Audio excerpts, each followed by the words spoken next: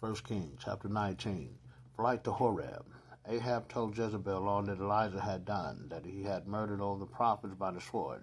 Jezebel then sent a messenger to Elijah and said, May the gods do thus to me and more, if by this time tomorrow I have not done with you alive what was done to each of them. Elijah was afraid and fled for his life, going to Beersheba of Judah.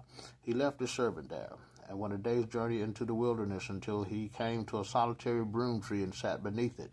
He prayed for death. Enough, Lord, Father, take my life, for I am no better than my ancestors. He lay down and fell asleep under the solitary broom tree, but suddenly a messenger touched him and said, Get up and eat. He looked, and there at his head was a hurt cake and a jug of water. After he ate and drank, he lay down again, but the angel of the Father came back a second time, touched him, and said, Get up and eat, or your journey will be too much for you. He got up, ate and drank. Then, strengthened by that food, he walked 40 days and 40 nights to the mountain of the Father, Horeb. There he came to a cave where he took shelter. But the word of the Father came to him. Why are you here, Elijah? He answered, I have been most zealous for the Father, the God of hosts, most high I am. But the Israelites have forsaken your covenant. They have destroyed your altars and murdered your prophets by the sword. I alone remain, and they seek to take my life. Then the Father said, Go out and stand on the mountain before the Father. The Father will pass by. There was a strong and violent wind rending the mountains and crushing rocks before the Father. But the Father was not in the wind. After the wind, an earthquake. But the Father was not in the earthquake. After the earthquake, fire. But the Father was not in the fire. After the fire, a light, silent sound. When he heard this, Elijah hid his face in his cloak and went out and stood at the entrance of the cave. A voice said to him, Why are you here, Elijah? He replied, I have been most zealous for the Father, the God of hosts, most high I am. But the Israelites have forsaken your covenant. They have destroyed your altars and murdered your prophets by the sword. I alone remain, and they seek to take my life. The Father said to him, Go back, and take the desert road to Damascus. When you arrive, you shall anoint Hazael as king of Aram. You shall also anoint Jehu, son of Nimshi, as king of Israel, and Elisha, son of Shaphat, of Abel-Meholah, as prophet to succeed you. Anyone who escapes the sword of Hazael, Jehu will kill. Anyone who escapes the sword of Jehu, Elisha will kill. But I will spare 7,000 in Israel, every knee that has not bent to Baal, every mouth that has not kissed him. Elijah set out and came upon Elisha, son of Shaphat. As he was plowing with 12 yoke of oxen, he was following the 12th. Elijah went over to him and threw his cloak on him. Elisha left the oxen, ran after Elijah, and said, Please, let me kiss my father and mother goodbye, and I will follow you. Elijah answered, Go back. What have I done to you? Elijah left him, and taking the yoke of oxen, slaughtered them. He used the plowing equipment for fuel to boil their flesh, and gave it to the people to eat. Then he left and followed Elijah to serve him. The story of Ahab, chapter 20. Ahab's victories over Aram. Ben-Hadad, king of Aram, gathered all his forces and, accompanied by 32 kings with horses and chariotry, set out to besiege and attack Samaria. He sent messengers to Ahab, king of Israel, within the city, and said to him, This is Ben-Hadad's message. Your silver and gold are mine, and your wives and your fine children are mine. The king of Israel answered, Just as you say, my lord king. I and all I have are yours. But the messengers came again and said, This has been Ben-Hadad's message. I sent you word.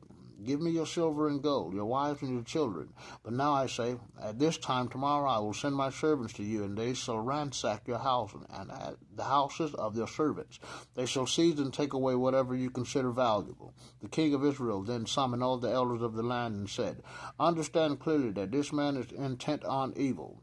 When he sent to me for my wives and children, my silver and my gold, I did not refuse him. All the elders and all the people said to him, Do not listen, do not give in. Accordingly, he directed the messengers of Ben-Hadad, Say this to my lord, the king, I will do all that you demanded of your servant this first time, but this I cannot do. The messengers left and reported this. Ben-Hadad then responded, May the gods do thus to me and more, if there will remain any dust in Samaria to make handfuls for all my followers. The king of Israel replied, Tell him, Let not one who puts on armor boast like one who takes it off. Ben-Hadad was drinking in the pavilions with the kings. When he heard this reply, he commanded his servants, "Get ready." And they got ready to storm the city. Then a prophet came up to Ahab, king of Israel, and said, "The Father says, Most High says, do you see all this vast army? Today I am giving it into your power, that you may know that I am the Father." But Ahab asked, "Through whom will it be given over?" He answered, "The Lord says, the Father says, through the aids of the provincial governors." Then Ahab asked, "Who is to attack?" He replied, "You are." So Ahab mustered the aids of the provincial governors, 232 of them. Behind him he mustered all the Israelite soldiery, who numbered 7,000 in all. They marched out at noon, when Ben-Hadad was drinking heavily in the pavilions, and with the 32 kings who were his allies. When the aids of the provincial governors marched out first, Ben-Hadad received word, "Some men have marched out of Samaria." He answered, "Whether they have come out for peace or for war, take them alive." But when these had come out of the city, the aides of the provincial governors, with the army following them, each of them struck down his man. The Arameans fled with Israel, pursuing them, while Ben-Hadad, king of Aram, escaped on a horse chariot. Then the king of Israel went out and destroyed the horses and chariots. Thus he inflicted a severe defeat on Aram. Then the prophet approached the king of Israel and said to him, "Go, regroup your forces. Understand clearly what you must do, for at the turning of the year the king of Aram will attack you." Meanwhile the servants of King Aram said to him, "Their gods are mountain gods. That is why they defeated us. But if we fight them on level ground, we shall be sure to defeat them. This is what you must do. Take the kings from their post and put your prefects in their places.